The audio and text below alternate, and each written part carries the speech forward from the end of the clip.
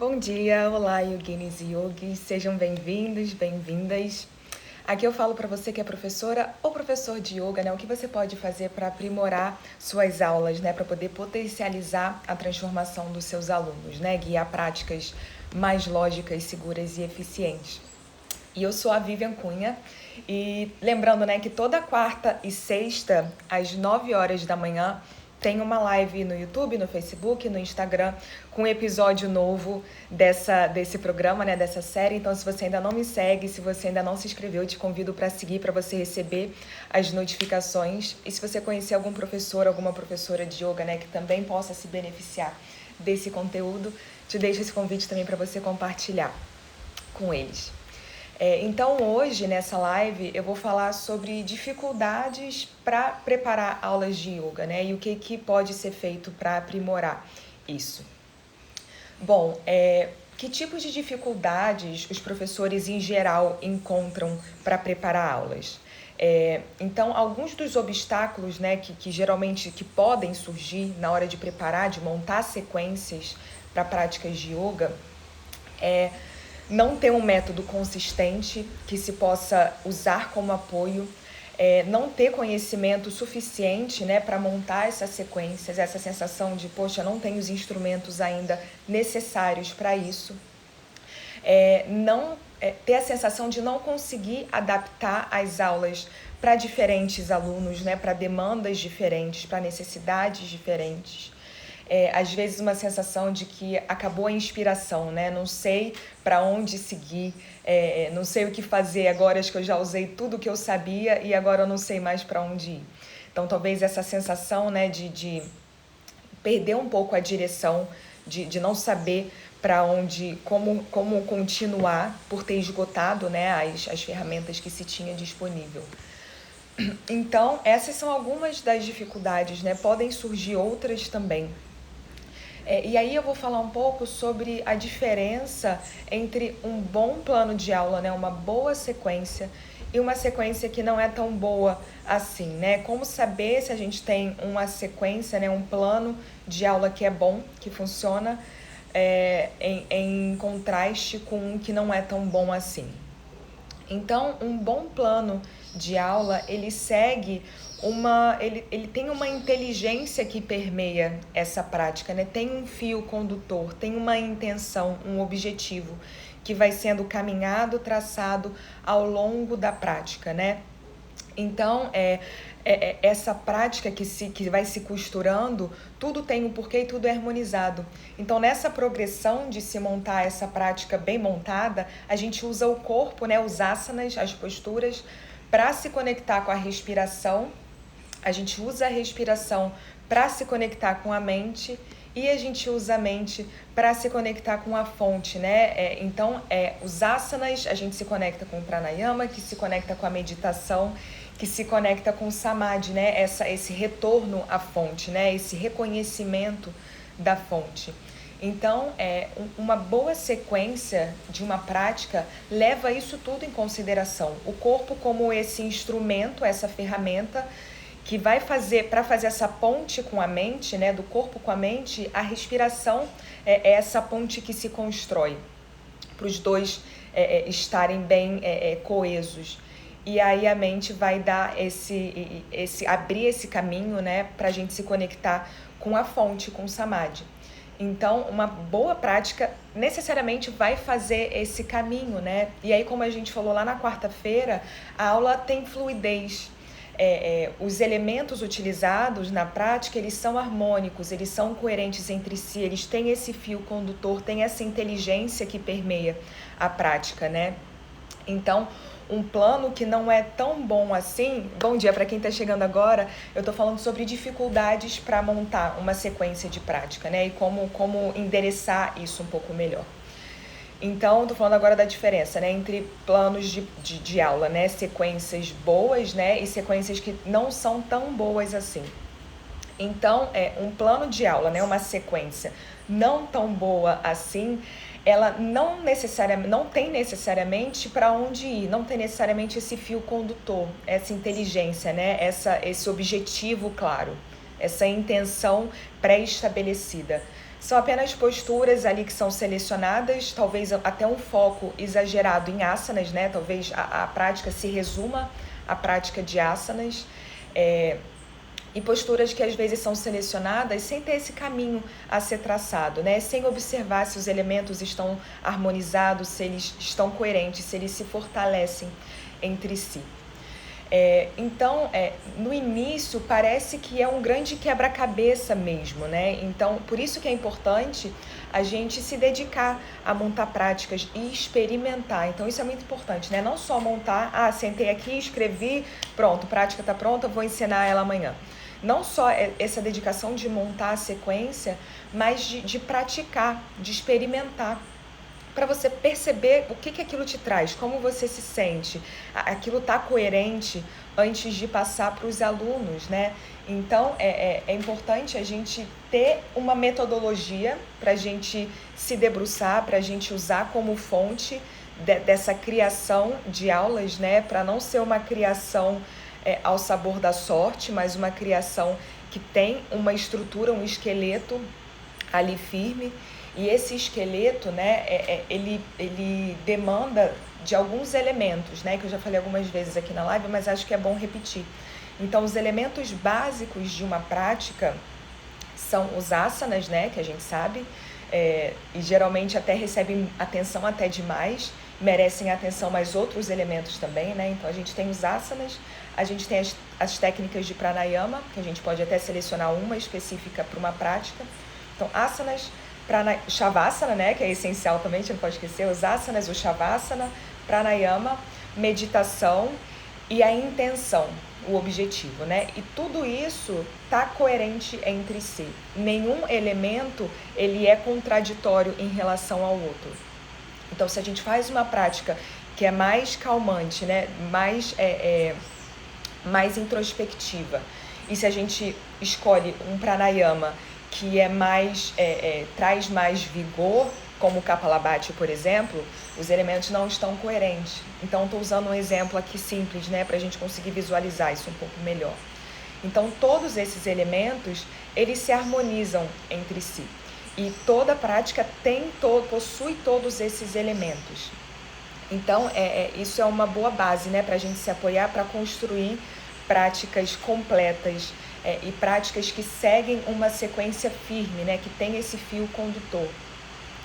E aí, né, por que é importante a gente preparar essas práticas com solidez, né, com inteligência, com uma fluidez, né? Então, essa prática que conversa com todos esses elementos, ela potencializa a transformação dos alunos, né? Você consegue guiar práticas de forma mais precisa para que os alunos possam alcançar esse objetivo de viver o yoga, né? Não só no tapetinho, mas principalmente no dia a dia. Então, um fator-chave para a gente preparar aulas de yoga é ter um método consistente. Então, e método, né, é importante a gente lembrar, porque às vezes isso fica muito confuso. Que método que eu vou usar? Cada estilo, né, cada modalidade, digamos assim, de yoga vai ter uma metodologia diferente. Então é importante escolher um método, né, entende esse método, se familiariza com esse método, pratica várias e várias vezes, né, como praticante, e aí com o olhar de professora, de professor, se dedica a preparar, a montar essa prática, pratica para ver se ela faz sentido no campo físico, no campo energético, mental, e busca os porquês desses elementos. Por que essa prática está sendo conduzida dessa forma? Por que esses elementos estão assim e não assado? Então, esse ponto de questionar é muito importante, né? Para a gente não simplesmente copiar algo que a gente viu ou algo que falaram para a gente. Então, eu acho que essa questão da gente de trazer sempre os porquês vai trazer mais clareza para a gente entender e para a gente montar práticas mais consistentes, mais bem amarradinhas, né? Mais bem feitas, lógicas, seguras e eficientes. Então, um exemplo meu. Quando eu comecei a praticar, né, lá no início da minha jornada, eu percebi, eu ia para práticas diferentes, professores diferentes, E eu percebia que alguns professores colocavam as invertidas no meio da prática, outros no finalzinho, até um pouco antes, né, do Shavasana. E isso me dava um nó na cabeça, né? Então, por que tem diferença onde está invertida? Tem um porquê? Até que fui buscar os porquês, né? E aí, dentro de cada modalidade, isso vai ser diferente. Então, isso também me trazia uma confusão no início, né? O Ashtanga, né, por exemplo, vai ordenar as posturas de uma maneira determinada, né? Tem as séries específicas, tem muita saudação ao sol. Enfim, tem as suas peculiaridades. A Iyengar, por exemplo, tem outra forma, né? Outra metodologia de montar as práticas. E em yoga, né, vai ter outra inteligência, né? Vai se apoiar nos meridianos. Yoga restaurativa tem outra metodologia. Então é importante a gente perceber, né, reconhecer, isso ajuda a gente organizar a mente um pouco melhor, né, entender que são metodologias diferentes e a gente conseguir selecionar essa metodologia que eu estou usando para montar minhas práticas, né, para fazer sentido e para não ficar um pouquinho dessa, um pouquinho dessa, um pouquinho dessa, tá, mas qual é o fio condutor? E aí, pra gente não se perder no que a gente está fazendo, né? E não ficar uma prática com ponta solta. Então, quando a gente entende o porquê, né? Qual a intenção dessa prática? Por que essa metodologia, né? Por que a ordenação desses elementos acontece dessa forma? Então, a gente entender o porquê. Pergunta para o professor, né? Isso acho que às vezes a gente não fala assim, poxa, eu tive uma dúvida e deixa para lá. Então, dependendo do estilo, da modalidade que você esteja se aprofundando, esteja praticando, esteja ensinando, cada vez se aprofundar mais nos questionamentos, para o entendimento ser cada vez mais claro e maior, né? E aí, usando um pouco o meu exemplo, eu guio, né, ou já guiei práticas de Hatha, de yoga restaurativa, de vinyasa. E cada um tem a sua metodologia, né? Cada um tem uma estrutura que se segue, que se desenvolve dentro da sua intenção, do objetivo de cada prática, né? Até dentro do Hatha Yoga, eu já vi, eu já aprendi e já ensinei metodologias diferentes, né? Conforme a gente vai avançando nessa jornada, vai permanecendo nessa caminhada por mais tempo, a gente vai percebendo elementos diferentes, vai aprofundando o olhar, né? Vai colocando uma lupa sobre aquilo que a gente aprendeu e questionando, né? Como eu falei. Então, quando eu comecei a ser professora, né? Eu tinha uma metodologia em mente que me foi ensinada e por muito tempo eu usei essa metodologia, né? Inclusive ensinei essa metodologia nos cursos de formação que eu trabalhei, até porque era a metodologia que essa escola usava também, né? E aí, conforme eu fui caminhando, me aprofundando e busquei estudos mais avançados, eu me deparei com uma metodologia um pouco diferente que fez muito mais sentido para mim. Porque não só pelo fato dos porquês terem feito mais sentido para mim, mas também, principalmente, porque eu senti uma diferença real, palpável, não só no tapetinho, né, não só na prática em si, aquela sensação pós-prática, sabe? De, estou flutuando, enfim, e outras, dependendo do que a prática traz como intenção, né? De sentir, de fato, esses benefícios, mas também de perceber isso transbordar para a minha vida, né? Para o dia a dia. Então, isso pode trazer muita confusão. O fato de terem metodologias diferentes e cada curso de formação trazer apresentar uma metodologia diferente, isso pode trazer um nó na nossa mente, né? E aí, por isso até, inclusive, que eu criei o Yoga Vivo, né? Porque é tanta informação que qual é a que a gente vai usar? E ao longo da minha trajetória eu fui tendo mais clareza do que funcionava para mim e o que eu via funcionar para os meus alunos também, né? Então, na quarta-feira, eu falei um pouco do arco, né? Do arco que permeia a prática, que é uma boa referência geral, né? Então, esse arco, a gente começa aqui embaixo, né? Então, é como se fosse um U ao contrário. A gente começa aqui embaixo, vai aquecendo o corpo, um aquecimento físico, energético, né? Vai mobilizando as articulações, preparando o corpo para aquela prática que está se iniciando. E, aos poucos, a gente vai aumentando a intensidade física, energética, fisiológica da prática, né? E vai fazendo esse movimento até chegar no ápice e depois vai desacelerando para desaquecer o corpo e chegar no Shavasana. Então, essa metodologia que eu estou falando do arco, ele é uma boa referência, uma boa ferramenta para quando a gente está perdido, né? Poxa, qual é a inteligência por trás disso?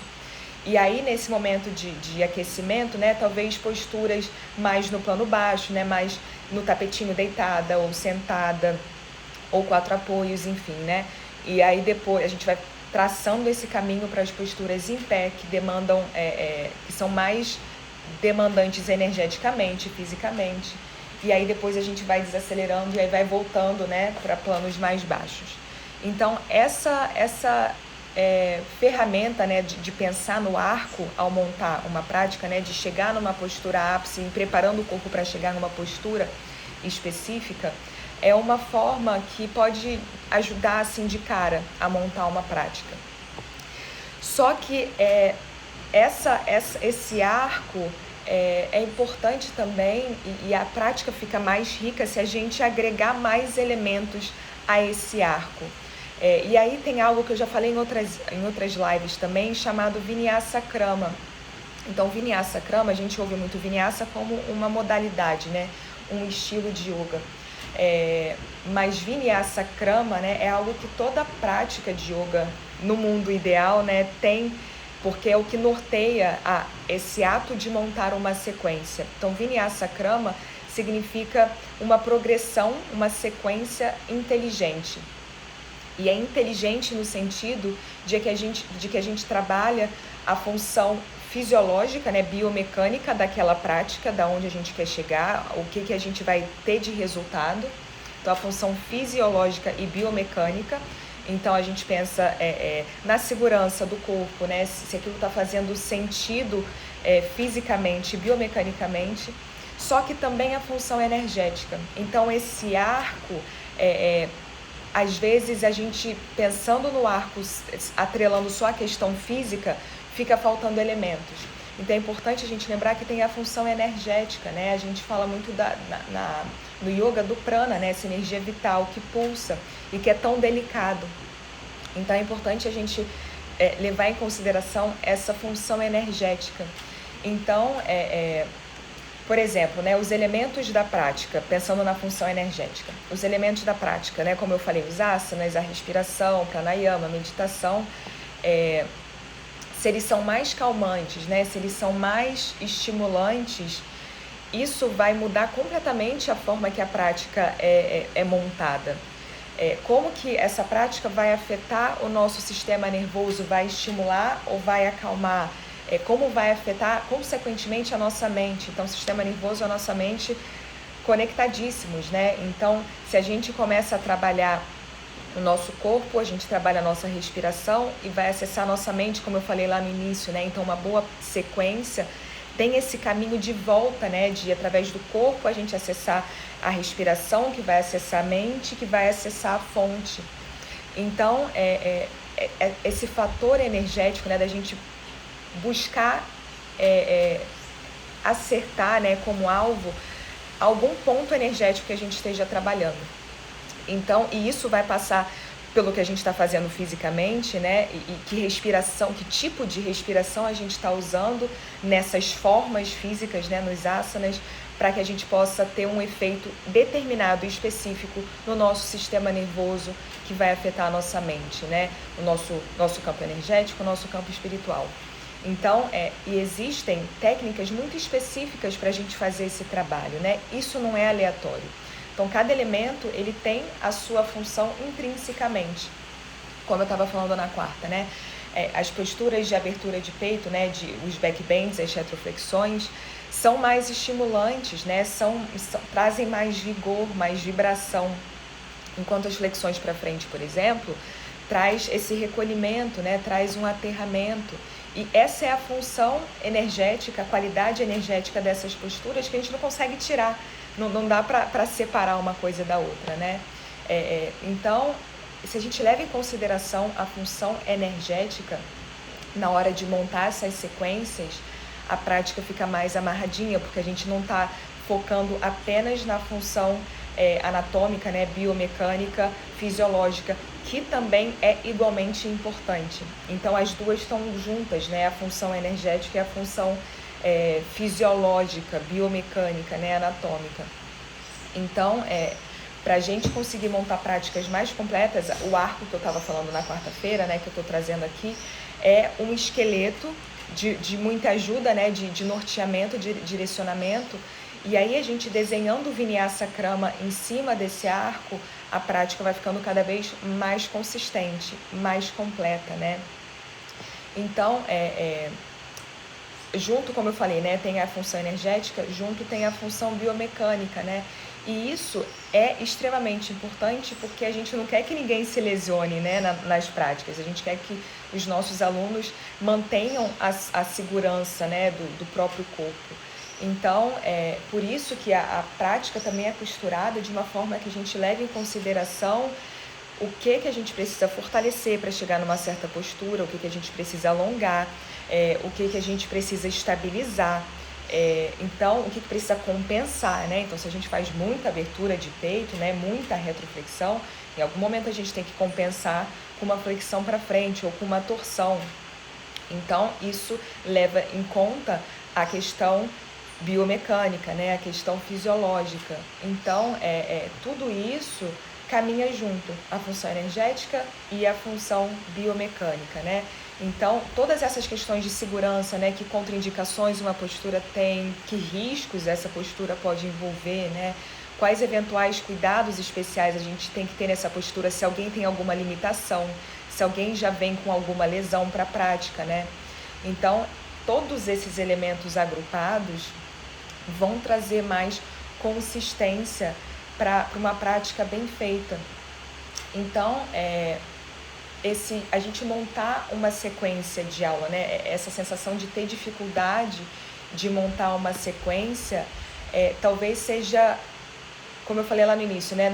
Sentir que não tem os instrumentos necessários, ou sentir que em algum momento chegou no esgotamento, caramba, acabou minha inspiração. Talvez a falta de prática também, né? No início dá mais trabalho, levar em conta todos esses aspectos requer muito estudo, né? E requer muita prática para a gente ver como isso reverbera no nosso sistema. Uma coisa é a gente ler, essa prática ela é mais... acalma o sistema nervoso parasimpático, ou seja, ela traz um aterramento, né? Traz uma tranquilidade. Uma coisa é a gente ler enfim, esses são os elementos necessários. Uma coisa é esse trabalho de entender racionalmente, né, intelectualmente. Outra coisa é a gente praticar aquilo e sentir que de fato aquilo aconteceu, que de fato teve aquele resultado, né? Então passa por esse lugar da gente explorar também no nosso corpo, né? Então, essas dificuldades, elas acontecem, é comum acontecer dificuldade de montar um plano de aula.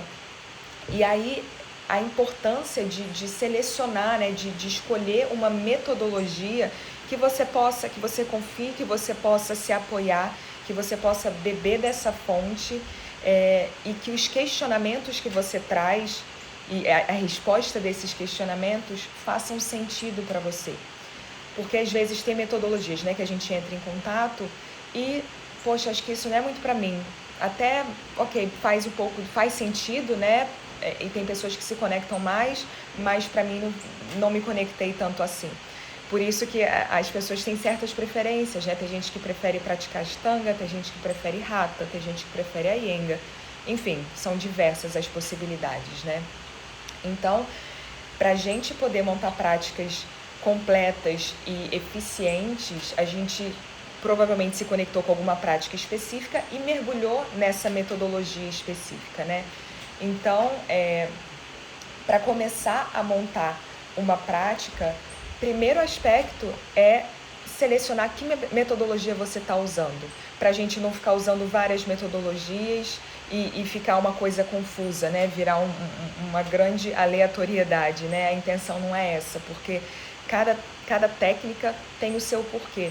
E se a gente não entender o porquê ainda, a dificuldade vai permanecer, né? Então, entender o porquê. Tem uma metodologia que você está estudando, que você está praticando, e tem coisas que ainda não estão claras, questiona para o professor, né? Questiona para a professora, tá? Por que essa postura está aqui? Tem o sentido, né? Qual é a intenção? Qual é o objetivo disso? Teria outra forma de ordenar isso? Esses questionamentos vão fazer com que fique cada vez mais claro, né? Então, para preparar aulas boas, né, sólidas, selecione esse método, né? Talvez o que você aprendeu no seu curso de formação, por exemplo, né? Se você achou que fez sentido para você, que a explicação é consistente, né? Tem um apoio teórico, né? E de você ter experimentado no seu corpo e ter se sentido bem com aquilo, aprende, né? Se aprofunda nesse método, experimenta com base nesse método, tira dúvidas com o seu professor e vai tentando se aprofundar cada vez mais, se familiarizar cada vez mais com essa metodologia. Se você sente que não te deu base suficiente, né? Talvez buscar mais estudos, né? Mais fontes, professores, cursos que te dê mais ferramentas para que as aulas fiquem mais consistentes, né? Por exemplo, né, no Yoga Vivo, né, o curso que eu montei, a gente tem várias aulas para aprender a montar uma prática consistente, completa, lógica, segura, eficiente. Tem toda uma metodologia, né? Então, esse mergulho na metodologia, no método que é utilizado, né, é a base, é o esqueleto, e aí a gente vai ter, conhecendo essa base, aí a gente tem liberdade para montar milhões de práticas diferentes, né, de sequências diferentes, porque a gente sabe qual o porquê de cada postura, né, de cada técnica de pranayama, de meditação, e aí, dependendo da intenção, do objetivo que a gente tem para a prática, a gente vai selecionando os elementos que conversam, que se harmonizam com isso, né? Então, quando eu comecei a guiar práticas, eu sentia dificuldade, né, em montar sequências. Às vezes eu ficava na dúvida, poxa, essa postura está aqui, mas ela podia estar aqui também. Por que ela está aqui então? Então acho que eu vou mudar e vou colocar em qualquer lugar. Porque a metodologia que eu me apoiava não me dava o tanto de elementos de informação que eu sentia que eu precisava para montar práticas mais consistentes, né? Práticas mais eficientes para os meus alunos e para mim também, para a minha prática pessoal.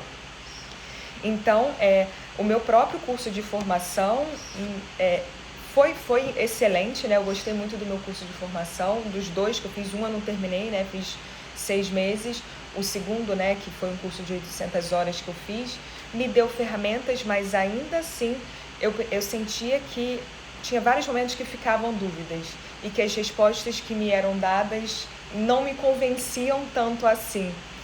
Porque ainda deixava brecha para outras combinações que, no final das contas, eu ficava, tá, mas e aí? E esse e aí que me fez continuar buscando, né? E caminhando diversos caminhos para explorar o que tinha por aí, né? O que de informação podia agregar para eu conseguir trazer mais profundidade a esse ofício, né? De cada vez mais montar práticas que fizessem mais sentido. E foi aí que eu busquei vários cursos, né? Cursos avançados de diversos campos, né? De sequências, de filosofias diferentes, né? E isso vai trazendo um olhar mais claro para a gente. Quando a gente entra em contato com mais conhecimento e a gente vai questionando, a gente vai selecionando o que faz sentido para a gente e o que não faz. E as ferramentas que a gente pode se apoiar para guiar práticas que façam mais sentido, né? Então, o método que eu aprendi no meu curso de formação me deu uma base, né? Me deu uma certa estrutura, só que ainda assim eu sentia que não era o suficiente. Foi só quando eu entrei em contato com uma linhagem específica do Hatha Yoga, né? Que remonta ao Hatha Yoga tradicional, que leva em consideração a questão energética, né? Então, tem essa origem, né, do Tantra, né, da filosofia, né, dos ensinamentos do Tantra, que não tem como separar da origem do Hatha Yoga, que começou a fazer mais sentido, né? Trouxe mais robustez àquilo que eu estava buscando, né? Que não se apoiava apenas na questão biomecânica, fisiológica, que eu sinto que o curso de formação que eu fiz era muito forte nessa questão de falar da anatomia, de falar da fisiologia, né? Da função biomecânica, de manter o corpo seguro em cada asana. E isso é importantíssimo. Isso essencial, inclusive, né, eu diria, só que não é só isso, né? A gente trabalha com questões sutis no yoga, então não é só o Anamaya Kosha que a gente está trabalhando, né? O corpo, essa parte mais densa da nossa constituição, mas também os mais sutis. E aí essa outra forma, né, que eu aprendi ao longo da minha vida, né, tive professores diferentes nessa linhagem, digamos assim, né, trouxe mais recheio ao que eu tinha aprendido antes. Não que eu descartei, mas trouxe mais camadas de profundidade. E aí, essa forma, né, justamente essa que eu falo, né, de considerar a questão energética, né, as flexões para frente têm uma função, os backbends, né, as retroflexões têm uma função, as torções têm outra, as posturas laterais têm outra função, as invertidas têm outra função. Então, até o agrupamento de posturas é feito de uma forma que considera essa função energética e também biomecânica, né? Então, a coluna, sendo a nossa sustentação principal, é amplamente considerada, né? Então, as posturas são agrupadas de 6 formas diferentes, né? E tudo se apoiando na coluna, no que a coluna está fazendo e na função energética. Então, isso trouxe muito mais profundidade às minhas práticas, sabe? Eu senti a intenção que as práticas ofereciam, eu senti aquilo reverberando na minha vida. E foi aí que eu consegui achar uma metodologia que respondia os meus porquês de forma satisfatória. Então é por isso que é um caminho também muito individual, né? Porque ninguém é igual, cada um tem preferências. A gente, como eu falei, né? Tem gente que prefere Ashtanga e é fiel ao Ashtanga porque vai para o tapetinho sabendo o que vai fazer, tem a disciplina, né? Tem vários fatores que mantêm a pessoa ali fidelizada, digamos assim, ao Ashtanga. Tem pessoas que a Ashtanga não é muito para mim, e aí vai buscar o Hatha, o Iyengar, enfim. Então a gente buscar a modalidade que faz sentido pra gente, né? A técnica que funciona pra gente e entender, questionar os porquês. Mas por que a gente começa assim e não assado? Por que a gente fez isso antes do Shavasana, né? Por que a gente está nessa postura? Por que não tem meditação nessa prática, né? Por que a gente começa com pranayama? Por que o pranayama é antes da meditação? Então são tantos os questionamentos, e se a gente não questiona de fato, fica difícil a gente montar práticas que cada elemento tenha um porquê. E isso vai trazer experiências mais profundas. Se a gente não tem o conhecimento desses elementos, a gente fica mais solto, né? E a gente vai trazendo elementos porque a gente gosta, e não necessariamente porque aquilo está em harmonia com os outros elementos. Então tem isso, né? No início, né, quando eu comecei a guiar práticas, por eu não ter acesso ainda a essa função energética, eu me via montando práticas com coisas que eu gostava, com posturas que eu gostava. E isso não necessariamente vai trazer a profundidade que a gente tem o potencial de alcançar com as práticas de yoga, né? Márcia, se dizeres uma formação de yoga integrativa na Montanha Encantada, vai amar. O curso é muito focado no respeito às individualidades. A sequência da aula é muito especial e fecha redondo. Pois tem lugares muito legais, né, que trabalham com essa profundidade, né? Eu nunca fui ao Montanha Encantada, né, mas eu já li, tem o GIP, né, o guia, que eu até falei na quarta-feira, o guia de posturas, né, de asanas do yoga integrativa, e eu vejo que eles têm esse cuidado, né, quando eles, então, para quem não conhece, né, fica até a sugestão, é um guia que tem diversas posturas, né, diversos asanas categorizados, né, dentro dos seus grupos, e aí fala as instruções das posturas, né, as modificações, as variações, que doshas, né, se beneficiam dessa postura, quais são os elementos trabalhados naquela postura.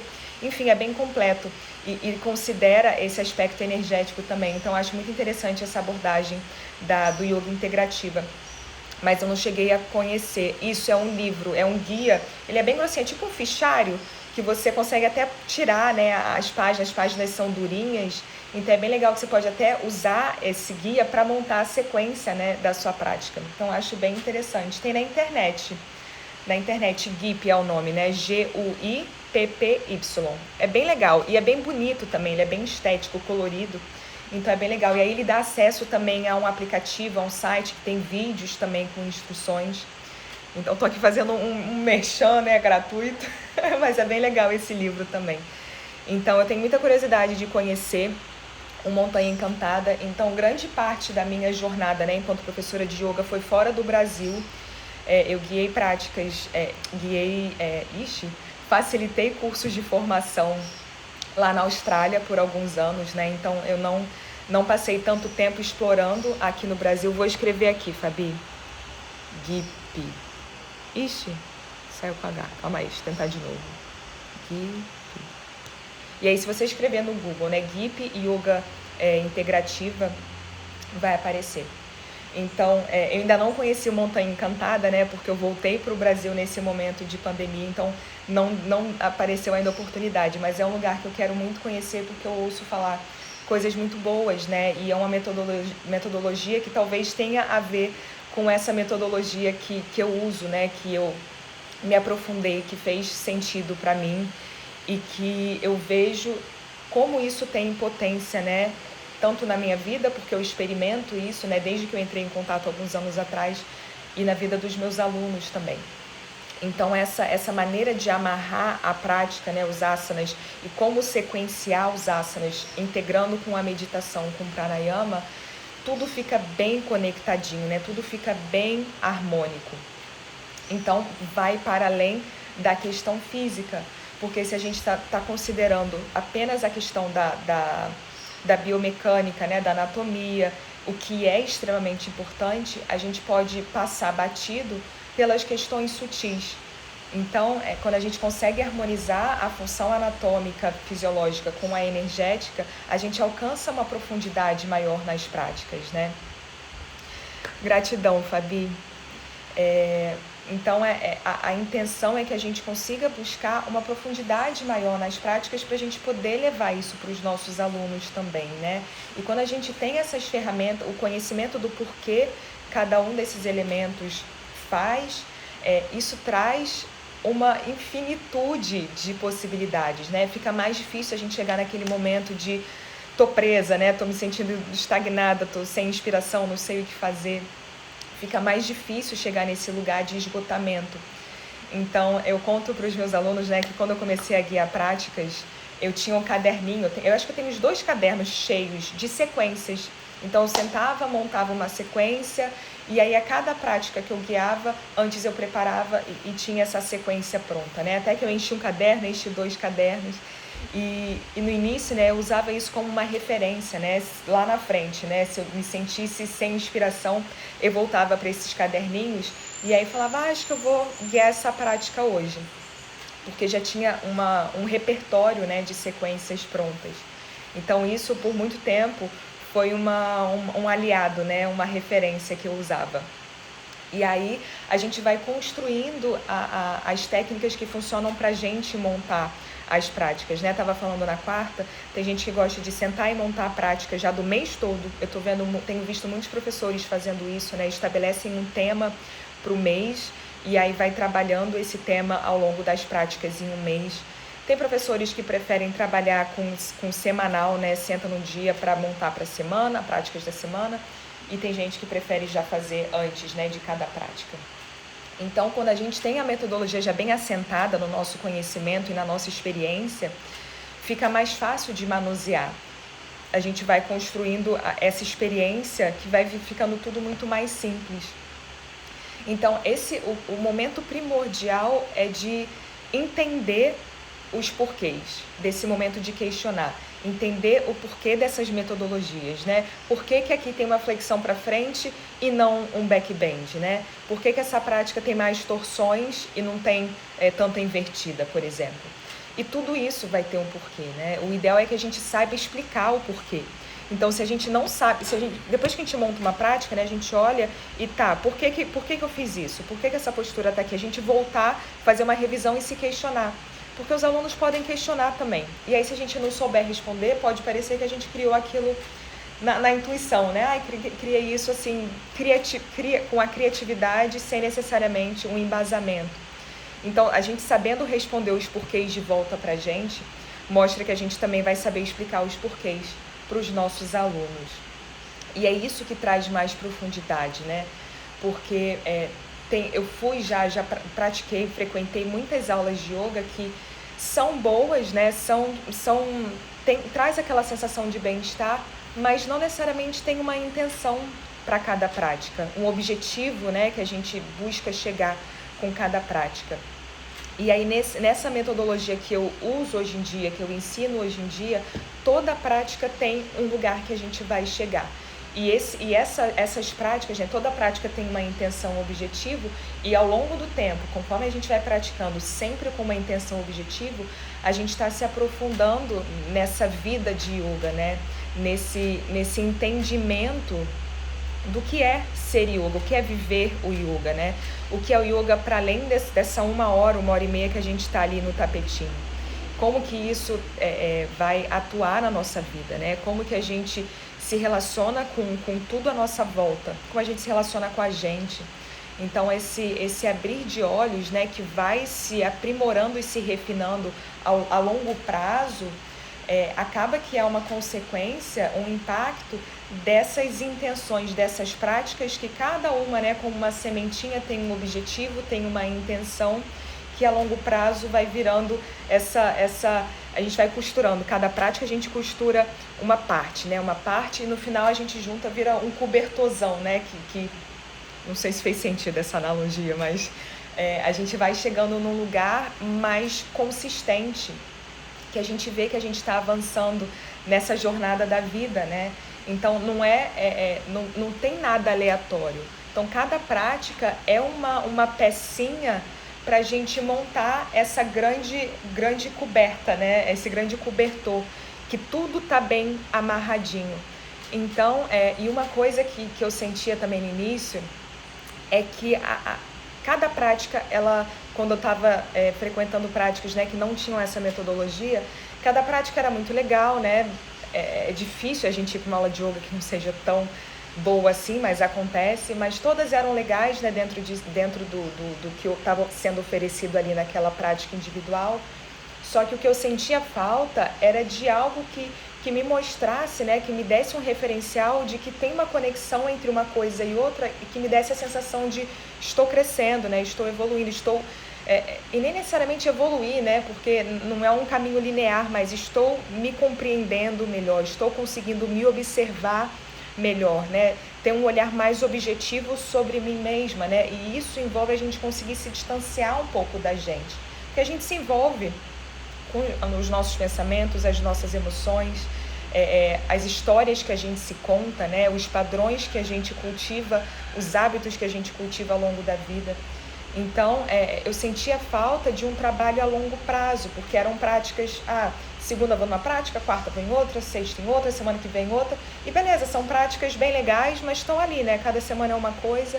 Mas e aí, como é que eu cresço nesse caminho de yoga, né? Como é que eu vejo o resultado, como é que eu sinto que isso está de fato afetando a minha vida, além desse bem-estar que eu tenho depois das práticas, além da flexibilidade, além da força, além de conseguir fazer um Pincha Mayurasana, por exemplo, uma postura do corvo, né, um Bakasana.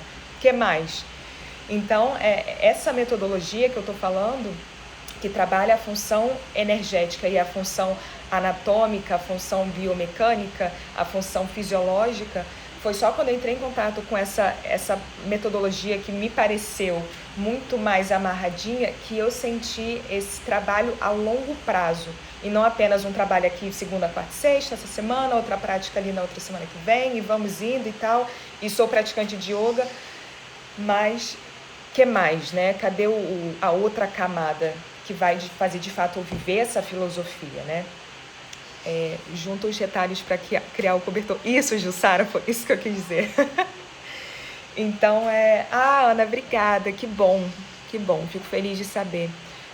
E aí, por isso que a ideia do Yoga Vivo foi justamente de conseguir compartilhar essa metodologia que, de fato, trouxe esse fio condutor a longo prazo, né? E não apenas experiências isoladas que se somam e, ok, são experiências muito legais porque eu estou mais consciente, estou mais saudável, tá, mas que mais, né? Porque a sensação que eu tinha, não sei se já aconteceu com vocês, a sensação que eu tinha anos atrás, né, antes de entrar em contato com essa forma de praticar ligada ao Hatha Yoga tradicional que eu pratico, é que...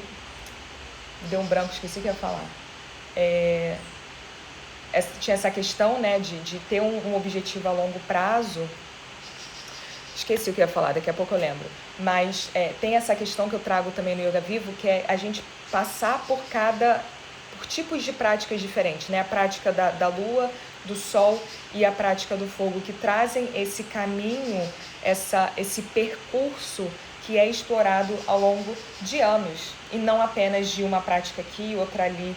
Não tem esse fator aleatório, é uma construção que a gente vai tecendo ao longo da nossa vida, que traz um direcionamento. Então eu senti a falta desse direcionamento, né? Porque, lembrei que eu ia falar, né? A gente ouve no início, a gente vai estudando filosofia e no início eu tinha a sensação de que era tudo muito abstrato. Tá, mas as pessoas vivem assim? Como é que as pessoas chegam no Samadhi? Como que isso é possível, né? Tá, eu tô aqui praticando aulas de yoga, mas me parece tão distante essa ideia. Como que isso que eu tô fazendo aqui vai fazer eu chegar nisso? Então era isso que para mim não fazia tanto sentido.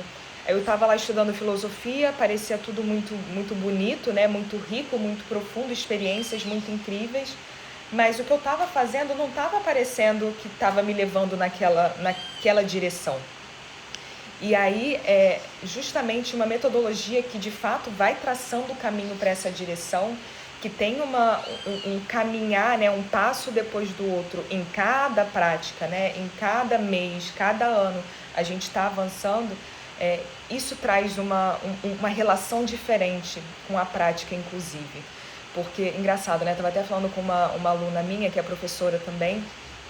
Ela ano passado, ela estava conversando comigo que ela perdeu o estímulo para praticar. Ela falou, me desconectei da minha prática. Para mim não está mais fazendo sentido ir para o tapetinho. Virou uma obrigação e tá chato. Não sei mais o que fazer.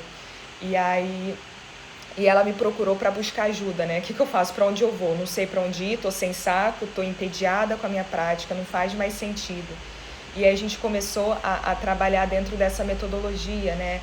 E é muito interessante ver como essa metodologia, ela é bem enraizada, né? Alan, me sinto assim às vezes. E acho que é muito comum, Alan, até porque eu senti isso também. Porque é tanta informação, né, que a gente recebe, ainda mais com a popularidade que o yoga tem hoje em dia. São tantos perfis, né, de Instagram, são tantos vídeos na internet, e são informações que, tô ouvindo essa informação daqui, tô ouvindo essa outra daqui.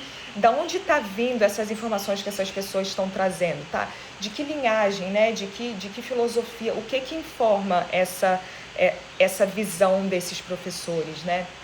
Então a gente entender a origem, né? Se é real aquilo, porque a internet, né? Todo mundo pode falar o que quiser falar na internet. Então acho que hoje em dia a gente está nesse momento de que em quem a gente acredita, né? O que vem de um estudo mais profundo, o que não tem tanta profundidade, como é que eu seleciono o que vai de fato engrandecer o meu caminho, né? E é muita informação. A gente vê professores postando de tudo, né? E como respirar, como fazer uma prática deitado na cama para alongar a lombar, vamos fazer uma meditação de 5 minutos antes de dormir. Enfim, a gente vê isso o tempo todo na internet, né? E tem um fator muito positivo, porque torna o yoga mais acessível, né, para muita gente, e isso é muito legal, uma overdose de informação, sim. Mas no que a gente consegue se apoiar de fato, né? E tem também a questão de que são pílulas, né? São 5 segundos de informação. Então, não necessariamente tem tanta profundidade. E aí é até interessante porque o meu Instagram, por exemplo, né, minhas redes sociais, são só vídeos de 50 minutos, 1 hora. E às vezes tem pedaços, né, dos vídeos que são postados. Mas eu não posto nada além disso, porque eu tenho receio de ficar algo que é raso, né? Que é 1 minuto e meio, e aí... beleza, a pessoa já leu aquilo, já vai para a próxima informação e vai para a próxima. E, inclusive, esse ritmo, né, desse momento que a gente vive, que é excesso de informação o tempo todo, ele tá contra a maré do yoga, né? Porque a ideia do yoga é a gente conseguir estar presente, a gente conseguir estar inteiro no que a gente faz, sem essas interferências, né? Para a gente conseguir assentar a mente. E aí tem uma analogia que eu acho muito legal, né? Que é a nossa mente como um lago. Então, a nossa mente, se a gente vê a nossa mente como um lago, os pensamentos estão vindo, né? Toda hora a gente pensa em alguma coisa e aí tem essas ondulações na superfície do lago. E a gente vive uma época, né, que o lago tem muitas ondulações. A nossa mente tá muito estimulada o tempo todo, né? A gente já acorda com o celular, né? Vai dormir com o celular. E a gente, esse contato com rede social, a gente não para mais de 20 segundos em uma informação. A gente já vai para a próxima. É um ritmo acelerado e isso vai impactar na nossa mente diretamente. Então, essa analogia, né, da mente como esse lago, que é cada pensamento que aparece é uma ondulação nesse lago, tem uma figura que eu acho muito bonita, né, que no fundo desse lago está a nossa essência, tá a consciência, né, aquela parte de nós que é inalterável, que sempre está ali, né, que é sempre capaz de se observar, que não nasce, não morre, que é sempre existente, né? Então essa consciência na visão do yoga, Atma, né, que a gente pode chamar também, Purusha, enfim, depende se a gente está vindo do Sankhya, do Vedanta, enfim. Então no fundo do lago é a essência de quem a gente é. Só que quando a água está muito mexida, quando a água não está pura, tá com barro, quando a água está densa e tem muita ondulação na superfície, a gente não vai conseguir ver o que está lá no fundo do lago, né? Então, esse trabalho da gente viver o yoga é a gente conseguir acalmar a superfície desse lago, né? Cada vez mais diminuir as ondulações para a gente conseguir ver com mais clareza o fundo, para a água ficar mais cristalina, a água ficar mais clara, sem tanto barro, sem tanta folha, sem tanta ondulação naquela superfície. Então é um trabalho que a gente faz, que não é fácil, né? Que a gente demora uma vida inteira ou ou muitas vidas para conseguir clarear esse lago, né? Para a gente enxergar e ter contato, né? E viver, experienciar a essência de quem a gente é. Então, esse questionamento, né, de como a gente vive a nossa vida é muito interessante, porque quantas pessoas têm dificuldade, né, de sentar e estar focada 100% em uma atividade por 30 minutos, que seja. Então, por exemplo, tenho trabalho para fazer, sentei e comecei a fazer 30 minutos sem fazer outra coisa. Então, isso é muito difícil para essa nossa geração, né, para esse momento, é quase impossível para muita gente. Porque vai aparecer uma notificação de mensagem, de e-mail, alguém vai chamar, tem uma dúvida, vou abrir aqui o Google, e aí vai-se embora, né? Aí já vira um Instagram, já vira, enfim, outras coisas. Então é um momento que a gente precisa muito do yoga, né? E que é cada vez mais desafiador por conta desse excesso de informação. E aí, fechando esse círculo, né, que eu estava falando da overdose de informação, é a mesma coisa em relação ao yoga, né? A gente vê milhões de professores de yoga falando coisas diferentes, né? Então, a gente buscar e até acessar, né? Tentar conversar com esses professores. Se você se identificou com algum professor, manda uma mensagem. Poxa, gostei do que você está falando. Com quem você aprendeu? Como você aprendeu? Que fontes você usa? Para você entender aquilo com mais profundidade e não ficar na superfície de 1 minuto e meio que aparece no Instagram ou um post com 3 parágrafos, né? Porque isso não é suficiente. E aí a gente vai deixando o nosso conhecimento raso. Então é importante a gente buscar e tentar chegar até a raiz dos conhecimentos, né? De fato, se dedicar sobre algo que a gente escolheu conhecer mais, né? Porque senão fica um emaranhado de informações e informações conflitantes. Então, por isso que é importante a gente saber o contexto, né? Em que momento aquilo foi, por exemplo, a gente está falando de uma filosofia, né? Então, qual a origem dessa filosofia, né? Em que contexto ela surge? Quais são os elementos que formam essa forma de enxergar, essa visão? Então, a gente buscar, e o que eu estava falando lá no início, né? O questionamento a gente não acreditar de cara no que a gente vê, né? Tá, por quê? Ok, entendo, achei legal, gosto, me identifico, né? Me conecto com o que você falou, mas por quê? Me conta mais. Questionar aquilo que é dado pra gente, para que a gente forme o nosso entendimento daquilo e que seja coerente, né? Que tenha coerência, que faça sentido. Então, é um trabalho constante, né? É um trabalho árduo e um trabalho da gente buscar o conhecimento e algo que faça sentido pra gente, que tenha os nossos porquês mais respondidos, né? Mais encontrados, né? As perguntas e as respostas venham e que provavelmente vai trazer mais questionamento, né? E isso é natural. Quanto mais a gente tem resposta, mais a gente tem questionamento também nessa questão da existência, né? Do ser, que é complexo. Mas em termos de metodologia, né? Em termos de montar uma sequência, os porquês têm que estar lá, né? E é importante que esses porquês sejam respondidos para as práticas não ficarem na superfície, né? Para não ficarem superficiais e para a gente não chegar nesse lugar de parede, né? De, putz, cheguei no limite agora, não sei mais para onde ir.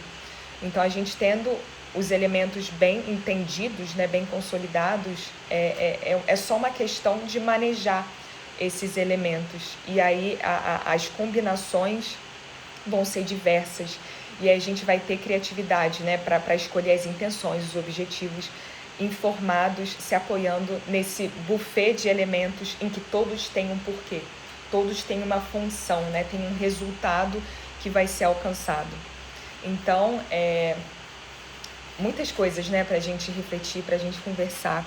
Então, buscar uma metodologia, se aprofundar nessa metodologia em que os porquês façam sentido para você intelectualmente, mas também que você sinta na sua prática eles reverberarem.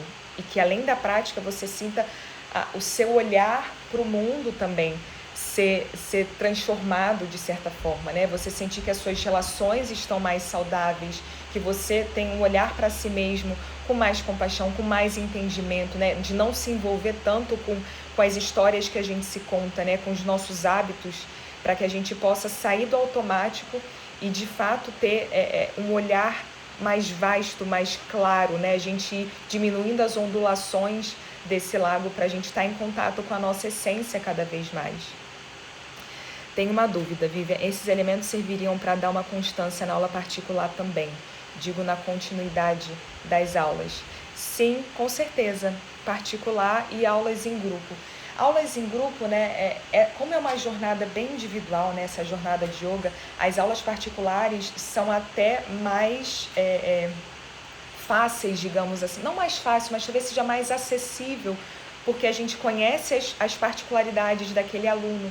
E aí a gente vai trazendo, vai construindo, adicionando elementos conforme a gente vai vendo a evolução desses alunos, né? Tanto no tapetinho quanto como estão as questões do dia a dia dessa pessoa, né? Como está a relação dela com as outras pessoas, né? Como está o sono, como está a digestão, como você está no mundo. Então, como a gente consegue observar de mais perto, né, uma pessoa, as aulas particulares têm até um ritmo, uma cadência mais contínua, porque a gente consegue dar atenção total para essa pessoa. Então, com certeza, a gente consegue trabalhar isso nas aulas particulares. E na aula em grupo, talvez seja até um pouquinho mais